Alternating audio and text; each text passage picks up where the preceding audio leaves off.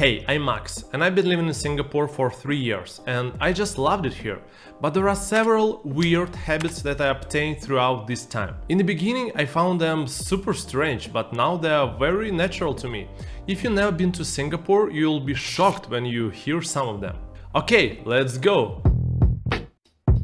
The first one is leaving shoes outside an apartment. I lived in two types of places. The ones where you leave your shoes inside the apartment and the ones where you don't take them off at all. But only in Singapore I obtained the habit of leaving shoes outside. So if you are a shoe thief collector, then Singapore is the best place for you. I stopped bringing an umbrella with me when going outside. We used always to have it living in Ireland, and in Singapore you expect to have an umbrella as your best friend, right?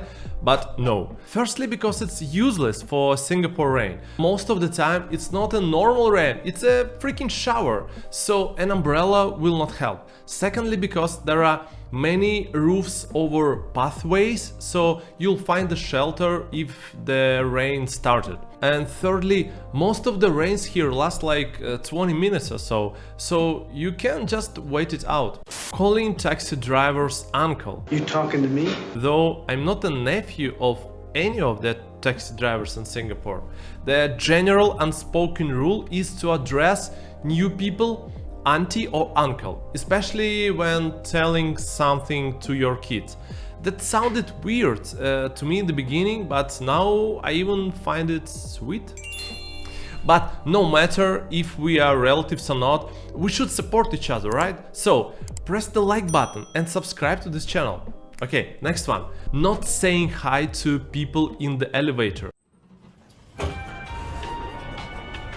This is a bit tricky. By default, you are not supposed to say hi, but you can do it occasionally if you catch someone's eye, for example. So basically, not saying hi in the elevator or at the narrow footpath is not perceived to be rude. If you live in Singapore, maybe you have a different experience, let me know in the comment section below. Asking the same question 100% of the time when you meet new people, especially foreigners. Can you guess what the question is? What is your favorite type of laksa? No, different one. The question is, so, how long have you been living in Singapore? I guess it's because Singapore's nature is a mix of different people of different nations who come here. Maybe that's why. But this is the most popular first question that you hear and you ask yourself. Cultural and background diversity is the big thing in the city-state. I already made a video where I mentioned this as well. It's called Pros and Cons of Living in Singapore as a foreigner. You'll find the link in the description below. The next one is I'm not checking the weather forecast anymore. In all the other locations where I used to live, I did it like every day. But not in Singapore, and that's why. The weather forecast is always saying 30 degrees Celsius, which is 86 degrees Fahrenheit, and rain with thunder. But it's just not true. I don't know how it works, but normally you can have like 20 minutes of heavy rain, but the sun rest of the day. So the weather forecast here is just useless. Okay, this is my favorite one. Using these two phrases about timing weirdly. The first is the last time. Last time here doesn't mean it was the last time of something. It means in the past. Like if you go running every day and you say, last time I had my knee injured when running. It doesn't mean that you have it injured yesterday. It means you had it at some point before. Maybe 2 years ago. The second one is using the word never instead of using the word not. Like you asking someone, you already had lunch? And the answer is, no, I never had lunch. What? Never?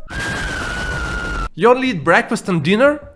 Funny, but I started to use this wording myself. After finishing this video, I'll go grab a cup of coffee, because I never had coffee today. By the way, there is a book called Singlish versus English, in case you want to get deeper into the topic. The next weird habit is to avoid being outside in the afternoon. You're waiting for a warm day in other countries and heading outside as soon as it happens. But not in Singapore. Too hot during the day. So you tend to take a walk in the morning or after 5 p.m. Next point is on the other side of the previous one. Bringing your jacket and warm socks when going to the cinema. Otherwise you'll be frozen to death. But the best part of cinema night experience, which I love the most, is getting out of the cinema at night and dive into the warm Singapore air. Love it. Using tissue paper to reserve a seat at a food court or a cafe. You just throw it on a table and go to order your food. Moreover, you can use anything for this purpose, like water bottle, access card. Sometimes I even use my phone, and it's not been stolen yet. To build on it, I actually leave my laptop on a table in a cafe to go to a restaurant. It's crazy how you become so chilled about safety in Singapore. I actually need to completely forget this habit of leaving valuable stuff anywhere before going to Europe. If you're local, please share if you're like me, afraid to leave safe and cozy Singapore, and let me know if anything of what I just said makes sense for you. And do watch another video on this channel. What $4.5 million buy you in Singapore, or pros and cons of living in Singapore as a foreigner. See ya!